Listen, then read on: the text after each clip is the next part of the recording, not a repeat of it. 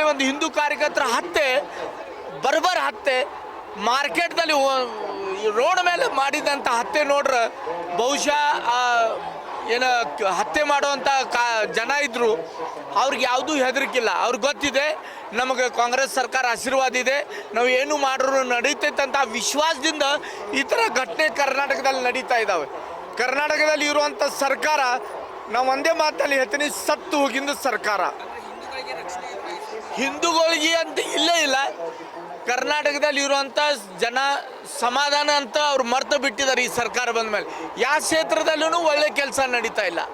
ಇವರ ವೈಯಕ್ತಿಕ ಸ್ವಾರ್ಥ, ಅವ್ರ ಒಳಗೇನು ಜಗಳ ಮತ್ತು ಒಂದು ಜಾತಿಗೆ ತುಷ್ಟೀಕರಣ ರಾಜಕೀಯ ಮಾಡುವಂಥ ಲೈಸೆನ್ಸ್ ತಗೊಂಡು ಬಂದಿನಂಥ ಕಾಂಗ್ರೆಸ್ ಸರ್ಕಾರ. ಕಾಂಗ್ರೆಸ್ದಾದ ಸ್ವಭಾವ ತುಷ್ಟೀಕರಣ, ಜಾತಿ ನಮಗೆ ಓಟ್ ಬರಲಿ, ದೇಶ ಹಾಳಾಗಿ ಹೋಗ್ಲಿ, ನಾಡು ಹಾಳಾಗಿ ಹೋಗಲಿ, ಜನ ಹಾಳಾಗಿ ಹೋಗಲಿ, ನಮಗೂ ಓಟು ಬರಬೇಕು, ಒಂದು ಜಾತಿ ಮೇಲೆ ಪ್ರೀತಿ ಮಾಡಬೇಕು, ಇದು ಒಂದೇ ಗುರಿ ಇಟ್ಕೊಂಡು ಕೆಲಸ ಮಾಡ್ತಾ ಇದ್ದಾರೆ.